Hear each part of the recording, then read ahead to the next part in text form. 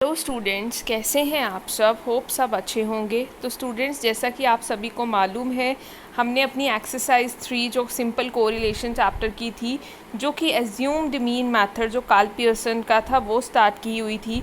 और इस एक्सरसाइज के 2 वीडियो पार्ट्स आ चुके हैं, जिसके अंदर हमने बेसिक क्वेश्चंस किए थे और इम्पॉर्टेंट टिपिकल एग्जांपल्स किए थे। आज इस वीडियो लेक्चर के अंदर हम इसी एक्सरसाइज के जो एप्लीकेशन बेस्ड क्वेश्चंस हैं, एप्लीकेशन बेस्ड एग्जांपल्स हैं, वो स्टार्ट लेंगे। तो without wasting your much time, let us start with our application based example. तो एप्लीकेशन बेस्ड एग्जांपल में स्टूडेंट्स हमारे पास सबसे पहले जो आ रहा है क्वेश्चन, वो है from the following data calculate the Karl Pearson coefficient of correlation between age of students and their playing habits. अब हमने क्या करना है, हमें Karl Pearson coefficient of correlation तो निकालना है, लेकिन एज ऑफ स्टूडेंट्स और प्लेइंग हैबिट्स के बीच में। अगर हम क्वेश्चन को रीड आउट करें तो हमारे पास स्टूडेंट्स एज गिवन है, ठीक है, but we are not provided with their playing habits. हमें प्लेइंग हैबिट्स नहीं दी गई। तो अब स्टूडेंट्स प्लेइंग हैबिट्स हम कैसे फाइंड आउट करेंगे? तो प्लेइंग हैबिट्स देखिए, हमें डाटा क्या क्या गिवन है, नंबर ऑफ स्टूडेंट्स गिवन है और उन स्टूडेंट्स में से प्लेयर्स गिवन है, ठीक है। 250 बच्चे में से 200 बच्चे खेलते हैं, बट उनकी प्लेइंग हैबिट्स नहीं हमें पता ना। तो प्लेइंग हैबिट्स एक तरह से परसेंटेज फॉर्म में उन्होंने हमें पूछी हुई है कि कितना % बच्चा खेलता है, उसका कोरिलेशन एज के साथ निकालना है। तो फॉर दैट हम क्या करेंगे, हम जो प्लेइंग हैबिट्स को यहाँ पर निकालने का फॉर्मूला होगा, वो होगा रेगुलर प्लेयर्स को डिवाइड कर देंगे टोटल नंबर ऑफ स्टूडेंट्स के साथ इंटू 100। दैट मीन्स हमें परसेंटेज फॉर्म में यहाँ पर लेना है, ठीक है। तो देखिए, यहाँ पर नंबर ऑफ़ स्टूडेंट्स थे और ये इनकी प्लेइंग हैबिट्स थी। तो यहाँ पर परसेंटेज ऑफ हमने रेगुलर प्लेयर्स या प्लेइंग हैबिट्स निकाल ली इनकी, ठीक है। तो रेगुलर प्लेयर्स जो चीज़ निकालनी है वो ऊपर, जिसके बेसिस पर निकालनी है वो नीचे, इंटू 100। तो स्टूडेंट्स, ये हमारा 80, 75, 60, 40, 30 ये क्या आ जाएगा, प्लेइंग हैबिट्स आ जाएंगी। तो उसके बाद अब हमारे पास 2 वेरिएबल्स तो गिवन ही है। एक था एज, जो x ले लिया, और y क्या होगी हमारी प्लेइंग हैबिट्स। और उसके बेसिस पर जो हमने फार्मूला लगाना था, और वो फार्मूला हमने प्रीवियस एक्सरसाइज में डिस्कस किया था कार्ल पियर्सन का, ठीक है, एज्यूम्ड मीन मेथड। आप कोई भी एक्चुअल मीन भी लगा सकते हैं, बट मैंने आपको बताया था जहाँ पर हमारा जो n है, मतलब जहाँ पर हमारा x बार किस में आ जाता है, पॉइंट्स में आ जाता है, उस केस में हमारा एज्यूम्ड मीन मेथड लगाना ज़्यादा बेटर रहता है, क्योंकि इसमें फिर हमारा आंसर होल नंबर्स में ही रहता है और कैलकुलेशन कॉम्प्लिकेशंस नहीं होती। कैलकुलेशंस जो होती हैं वो इतनी कॉम्प्लिकेट नहीं होती एज्यूम्ड मीन मेथड में। तो यहाँ पर स्टूडेंट्स इन्होंने 17 एज्यूम्ड मीन लिया, वहाँ से dx निकाल लिया, फिर dx स्क्वायर निकाल लिया। इधर से इन्होंने ये 50 जो है, ठीक है, एज्यूम्ड मीन जो y का लिया हुआ है, वो इन्होंने क्या लिया हुआ है स्टूडेंट्स, यहाँ पर इन्होंने जो एज्यूम्ड मीन लिया हुआ है वो 50 लिया हुआ है। बट अगर आप क्वेश्चन में देखें तो 50 कहीं पर भी गिवन नहीं है।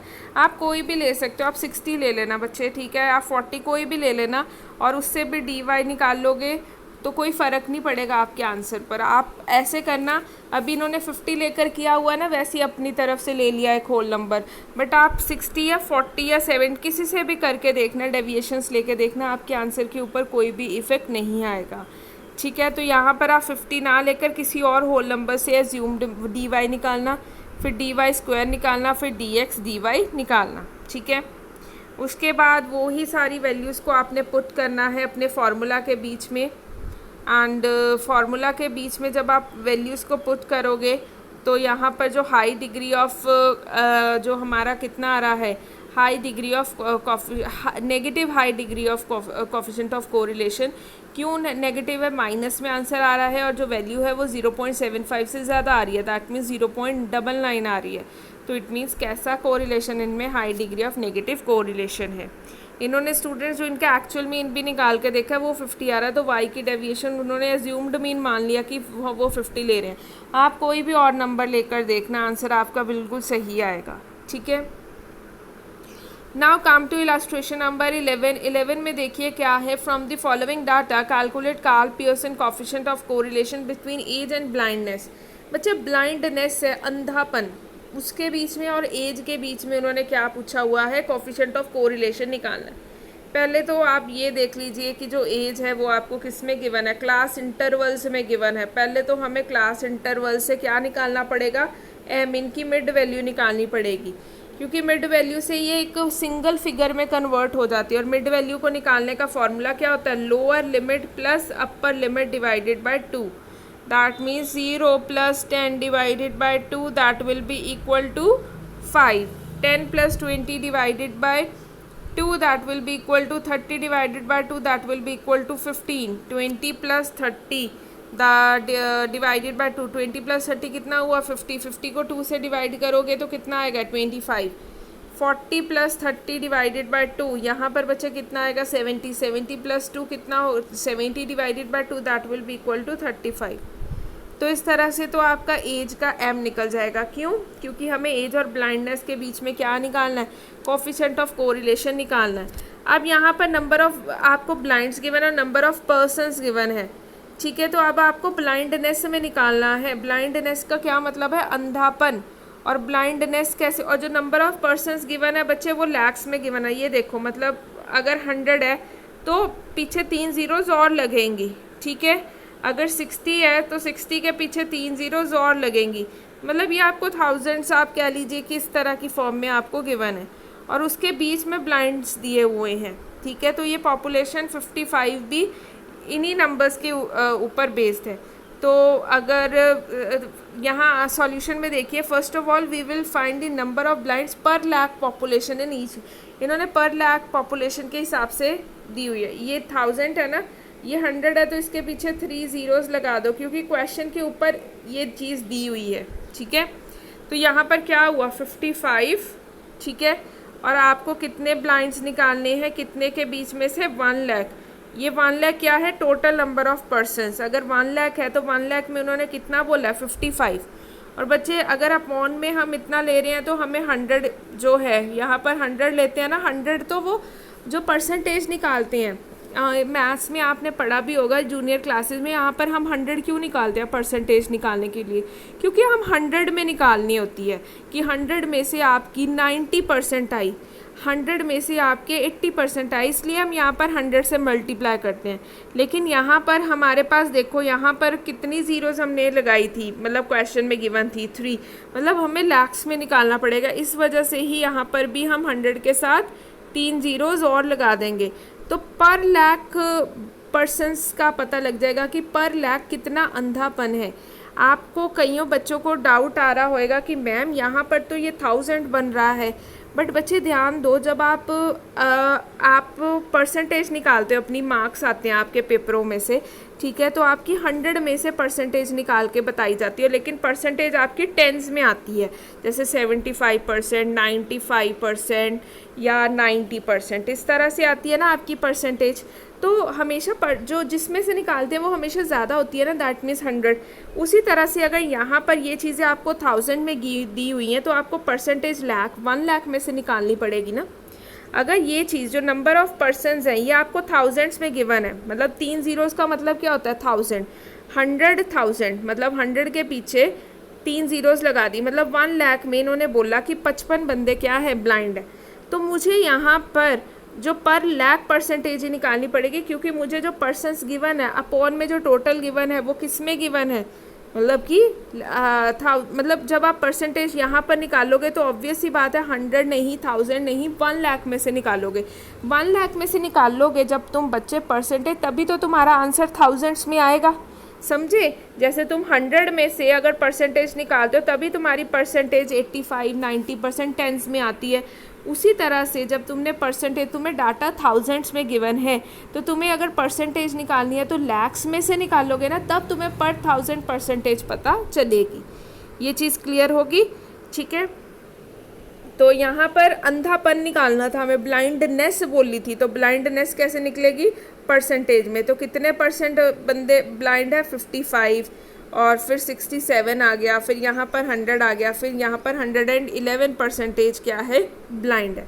तो बच्चे अब हमने क्या निकालना, इसकी जो एज और ब्लाइंडनेस के बीच में उन्होंने बोला कि आपको कोरिलेशन फाइंड आउट करके बताना है।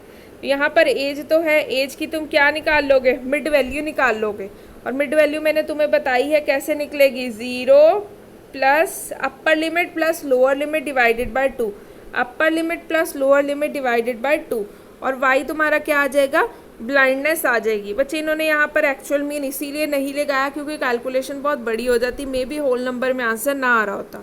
अगर होल नंबर में नहीं आता तो तुमने कौन सा लगाना है, एज्यूम्ड मीन मेथड जो कार्ल पियर्सन का है, और जो एज होगी वो तुम्हारा एक्स वेरिएबल हो जाएगा, और जो तुम्हारी ब्लाइंडनेस होगी, जो अंधापन निकालना है, वो तुम्हारा कौन सा हो जाएगा, वाई वेरिएबल हो जाएगा। यहाँ से कोई भी एज्यूम्ड मीन ले लेना, इन्होंने 35 को लिया है तो तुम कोई भी ले सकते हो, चाहे 25 को लेके देख लेना, चाहे 45 को लेके देख लेना, किसी को भी लेके देख लेना। और y में से भी सेम ऐसा ही है, किसी को भी ले लेना। इन्होंने बच्चे का क्या लिया हुआ है, 185 नंबर को लिए, तुम कोई भी और नंबर भी ले सकते हो। क्लियर हो गया। तो उसके बेस पर जैसे इन्होंने y बार लिया है, जैसे 185.375, y 185 इन्होंने लिया हुआ है। बच्चे इन्होंने एक्चुअल मीन निकाल के देखा था, एक्चुअल मीन में 85.375 आ रहा है y सीरीज़ का मीन, तो उन्होंने होल नंबर ले लिया 185। तुम कोई और नंबर ले लेना जो भी तुम्हें इजी लगे। मैं ऐसा क्यों कह रही हूँ, क्योंकि तुम्हारे पास कैलकुलेटर यूज़ करना अलाउड है, तो तुम इजीली कैलकुलेटर की हेल्प से कैलकुलेशंस कर सकते हो। तो घर पर जब आप नोटबुक में इन क्वेश्चंस को हाथ से करके देखोगे, उस समय अपने हिसाब से किसी भी और नंबर को एज्यूम्ड मीन लेके फिर आंसर देख लेना, आंसर वेरी नहीं करेगा। क्लियर हो गया। बाकी सेम वही फार्मूला है जो हम डिस्कस कर चुके हैं, इसीलिए मैं डिटेल में नहीं बता रही, मैं सिर्फ हर क्वेश्चन का मेन पॉइंट बता रही हूँ ताकि आप अच्छे से इन क्वेश्चंस को सॉल्व करें। और अगर बच्चे कोई भी प्रॉब्लम आती है सॉल्व करते हुए तो आप you all are most welcome to comment in the comment section. तो आप कमेंट सेक्शन में कमेंट करके अपनी क्वेरीज़ को ले सकते हैं। और ये जो एक्सरसाइज है, इसकी जो वीडियो की PDF होगी जिसके अंदर क्वेश्चंस गिवन होंगे, अगर आपके पास बुक वगैरह नहीं है तो तुम मेरे टेलीग्राम चैनल को ज्वाइन करके वहाँ से PDF को डाउनलोड कर सकते हो। ठीक है। अब बच्चे देखो इलस्ट्रेशन नंबर 12 देखो, और टेलीग्राम चैनल का लिंक मैं डिस्क्रिप्शन बॉक्स में छोड़ रही हूँ, तो उस लिंक को क्लिक करके टेलीग्राम चैनल ज्वाइन करके इसकी PDF डाउनलोड कर लेना। अब देखो 12th इलस्ट्रेशन पे आ जाओ। From the following data calculate the coefficient of correlation between X series and Y series. अब एक्स सीरीज़ और वाई सीरीज़ का डाटा इन्होंने हमें दिया हुआ है। ठीक है। अब क्या बोला हुआ है, क्या क्या डाटा गिवन है, ध्यान से देखो। डाटा के अंदर हमें क्या क्या प्रोवाइड है, अर्थमेटिक मीन गिवन है एक्स सीरीज़ का, और वाई सीरीज़ का arithmetic mean, that means X bar और वाई बार गिवन है हमें। ठीक है। फिर एज्यूम्ड मीन दिया है। एज्यूम्ड मीन का मतलब क्या है, एक्स सीरीज़ का एज्यूम्ड मीन 69, और हमें ए वाई कितना दिया, assumed mean of Y series कितना है, 112।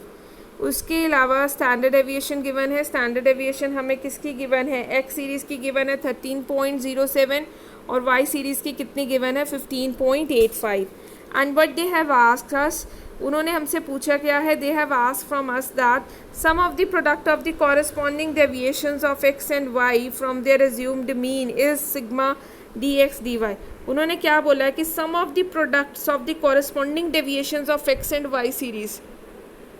बच्चे इन्होंने पूछा है कि जो प्रोडक्ट है डेविएशंस का, किनका, एक्स और वाई सीरीज़ का, उनके एज्यूम्ड मीन से, तो वो चीज़ क्या निकलती है, सिग्मा dx सिग्मा dy, उनका product, that means summation dx dy वो कितना गिवन है, 2176, और number of pair of observations कितनी है, दैट मीन्स n कितना गिवन है, 8।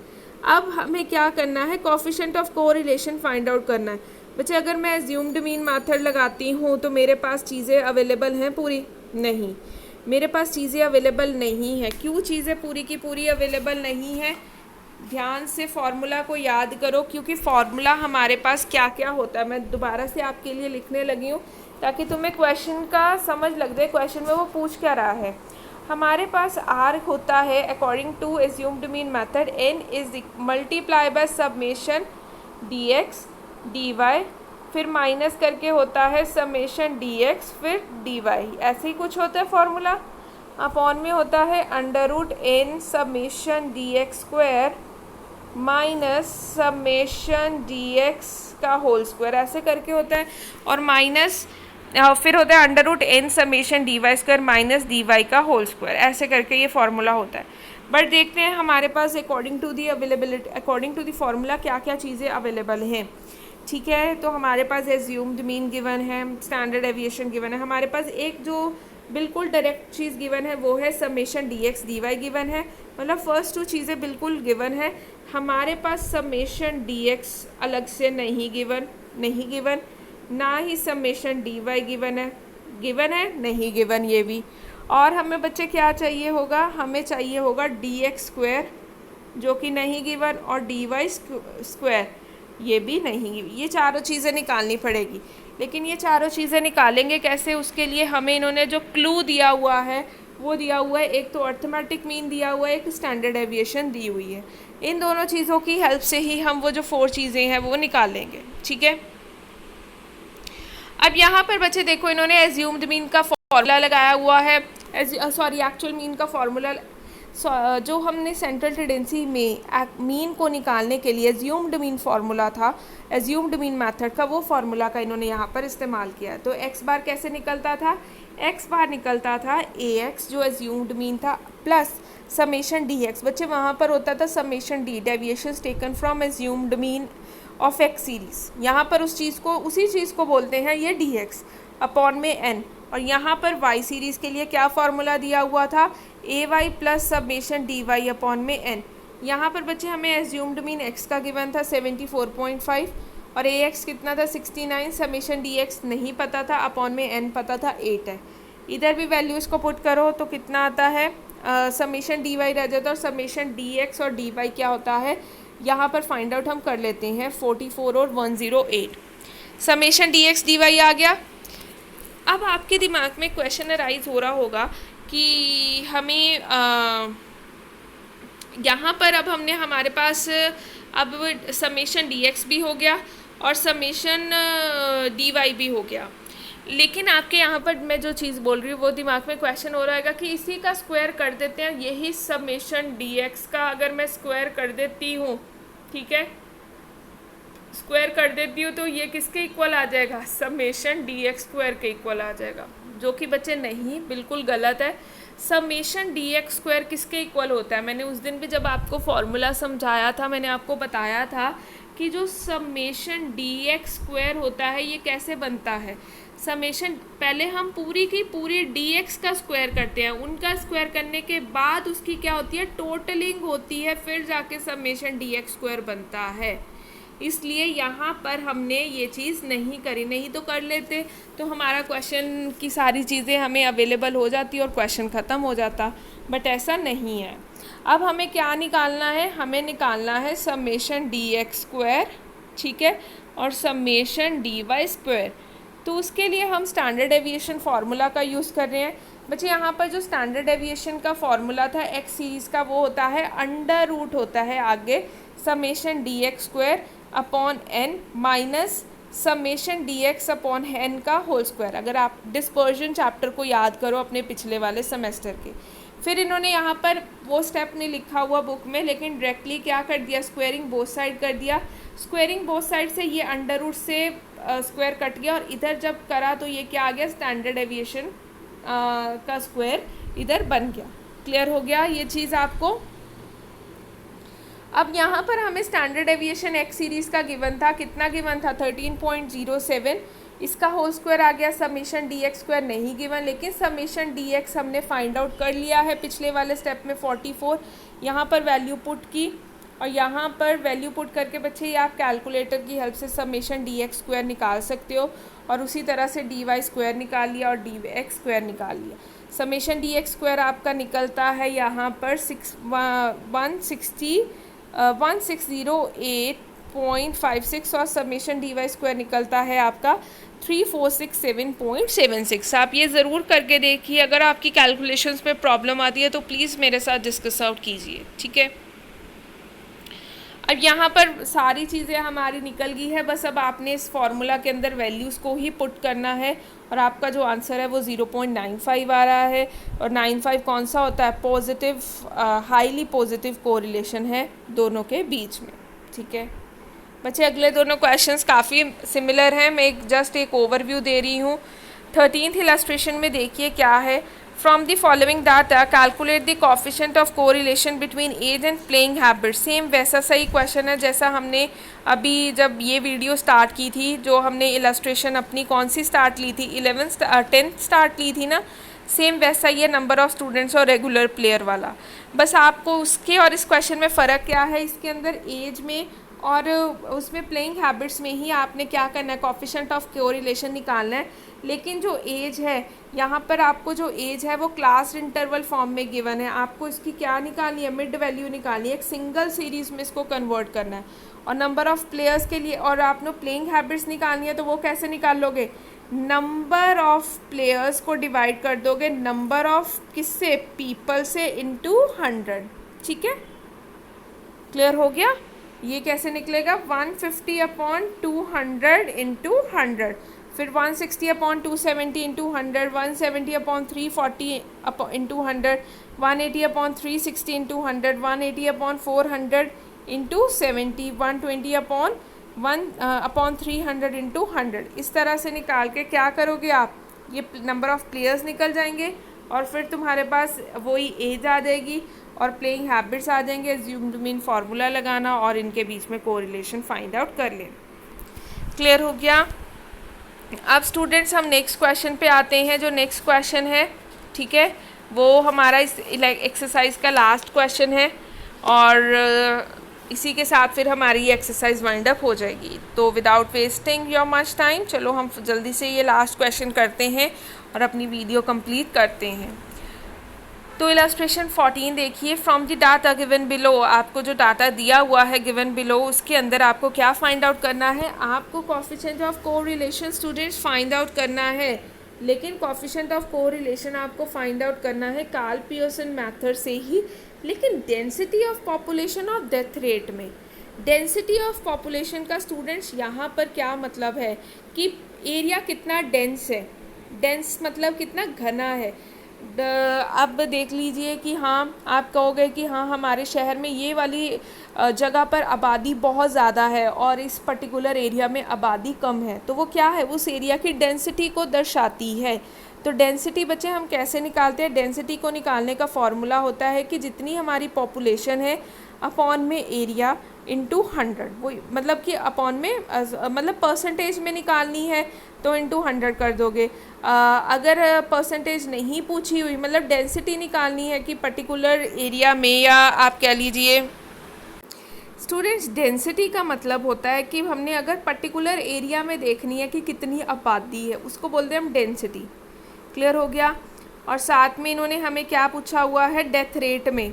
हमें डेथ रेट और डेंसिटी डायरेक्टली नहीं गिवन, हमें डेंसिटी भी निकालनी है इस क्वेश्चन में, फिर डेथ रेट भी निकालना है, और दोनों चीज़ें निकालने के बाद ही हमने क्या करना है, अपना कोरिलेशन फाइंड आउट करना है। लेकिन डेंसिटी और डेथ रेट को निकालने के लिए हमें इन्होंने क्या क्या चीज़ें दी हैं, हमें सिटीज़ दी हुई हैं। देखो यहाँ पर हमें क्या क्या दिया हुआ है, सिटीज़ दी हुई है। कौन कौन सी सिटीज़ है, ABCDEF, हमें कितनी सिटीज़ दी हैं, 6 सिटीज़ दी हैं। उसके अलावा हमें क्या क्या दिया हुआ है, एरिया इन स्क्वायर माइल्स दिया हुआ है कि 150 स्क्वायर माइल, मतलब इनके बेस इन एरियाज़ की हमें क्या निकालनी है, डेंसिटी निकालनी है। और पॉपुलेशन कितनी दी है शहर की, A सिटी की 30,000 है, B की 90,000 है, पीछे देखो 3 ज़ीरोज़ है ना, तो इसका मतलब थाउजेंड्स में गिवन है। फिर इसकी कितनी है 40,000, इसकी 42 है, E की 72 है और इसकी कितनी है 24,000 है। तो बच्चे ये हमें क्या गिवन है, पॉपुलेशंस गिवन है किसकी, सिटीज़ की। कौन कौन सी सिटीज़ है, ABCDEF, ठीक है। और हमें एरिया दिया हुआ है स्क्वायर माइल्स में, किस में दिया हुआ है, हमें स्क्वायर माइल्स का, और इसी की हमने डेंसिटी निकालनी है। हमने डेंसिटी क्या निकालनी है कि 150 में कितना 150 स्क्वायर माइल्स कितने डेंस हैं, 180 स्क्वायर माइल्स कितना डेंसली पॉपुलेटेड है, 100 स्क्वायर माइल्स कितना है, 160 कितना है, और 120 कितना, 1 और 80 कितना है। उसके अलावा हमें क्या गिवन है, death rates given, number of deaths given है। बच्चे अब हमने क्या निकालनी है, डेथ रेट्स निकालनी है। तो डेथ रेट्स हमारी कैसे निकलेंगी, रेट पूछा है, इसका मतलब परसेंटेज पूछा। और हमेशा ये चीज़ दिमाग में रखो, आपने अपनी साइंस SST वगैरह में हमें वो करा होगा कि डेथ रेट करा होगा, बर्थ रेट करा होगा, चाइल्ड एक्सपेक्टेंसी रेशियो, ये आपने काफ़ी चीज़ें जब डाटा के रिलेटेड चीज़ें पढ़ी होंगी। तो आपने देखा होगा डेथ रेट हमेशा 1000 होता है कि पर 1000 कितने लोगों की डेथ हुई। बर्थ रेट भी आप देखते हो तो पर 1000 ही क्या करते हो, चेकआउट करते हो कि पर 1000 कितने लोगों का जन्म हुआ, या पर 1000 कितनी गर्ल्स का जन्म हुआ, कितने बच्चे मरे, ये सब चीज़ें आप 1000 के साथ ही क्या करते हो, कंपेयर करते हो। इसलिए यहाँ पर जब हम रेट निकालेंगे तो 1000 के साथ ही मल्टीप्लाई करेंगे। तो मैं पहले ही आपको क्लेरिफाई कर दूँ ये चीज़, ठीक है। अब देखो डेंसिटी को निकालने का डेंसिटी ऑफ पॉपुलेशन को निकालने का फॉर्मूला होता है पॉपुलेशन अपॉन में एरिया, ठीक है। अब पॉपुलेशन बच्चे हमें गिवन थी, कितनी थी हमें पॉपुलेशन गिवन, 30,000 जो मैंने आपको सारी की सारी पहले ही डिस्कस करवाई थी, और एरिया गिवन था आपको माइल्स में। तो आपने डेंसिटी निकालनी, और डेंसिटी हमारा कौन सा वेरिएबल है, एक्स वेरिएबल है। तो हमारी डेंसिटी कैसे निकलेगी, 30,000 divided by 150, 190,000 divided by 150, 180, 40,000 divided by 100, 42 by 60, 72,000 by 120। तो यहाँ पर ये हमारे पास क्या निकल आई है, डेंसिटी निकल आई है। अब आपको क्या करना है, डेथ रेट्स निकालनी है। डेथ रेट बच्चे कैसे निकलेगी, नंबर ऑफ जितने लोग मरे अपॉन में टोटल पॉपुलेशन इंटू 1000, और 1000 मैंने आपको बता ही दिया है क्या निकलेगा। और जो ये हमारा डेथ रेट निकलेगा ये वाई होगा, क्योंकि कोरिलेशन उन्होंने डेंसिटी और डेथ रेट में पूछा हुआ है। तो death rate, number of death कितनी है 300, और पॉपुलेशन कितनी है ए सिटी की 30,000, और आपको पर 1000 लोगों के बीच में निकालना है। तो क्या करोगे, इंटू 1000, तो कितना आ जाएगा 10, 16, 14। अब बच्चे इनके बीच में बाद में आपने क्या करना है, कोरिलेशन फाइंड आउट करना है। जोन सा भी मेथड तुम्हें सिंप्लीफाइड लगे तुम वो वाला इसमें यूज़ कर सकते हो। इसके अंदर क्या था कि कैलकुलेशंस हमारी इजी थी, ठीक है। हमारा यहाँ पर देखिए मीन भी होल नंबर में आ रहा है, ठीक है। तो इस क्वेश्चन के अंदर उन्होंने एक्चुअल मीन मेथड ही क्या किया है, यूज़ किया है कोरिलेशन को फाइंड आउट करने के लिए। तो स्टूडेंट्स इसी के साथ हमारी जो एक्सरसाइज 3 है वो फुली वाइंड अप होती है। अगर किसी भी बच्चे को कोई भी क्वेरी है, डाउट है, कमेंट सेक्शन में कमेंट करके क्वेरीज़ वगैरह आप ले सकते हैं, ठीक है। आज इन क्वेश्चंस को अच्छे से कीजिए। जो बच्चे एक्सरसाइज के क्वेश्चंस करना चाहते हैं वो एक्सरसाइज के क्वेश्चंस भी कीजिए, सो दैट आपकी मजबूती और पकड़ इस टॉपिक के ऊपर बन पाए। तो आज के लिए इतना ही, मिलते हैं अपनी नेक्स्ट वीडियो के अंदर। और नेक्स्ट वीडियो के अंदर हम बच्चे अपना न्यू मेथड जो है वो है यूज़ ऑफ एक्चुअल डाटा, या जिसको प्रोडक्ट मोमेंट मेथड भी बोलते हैं और डायरेक्ट मेथड भी बोलते हैं, कार्ल पियर्सन का, वो स्टार्ट लेंगे।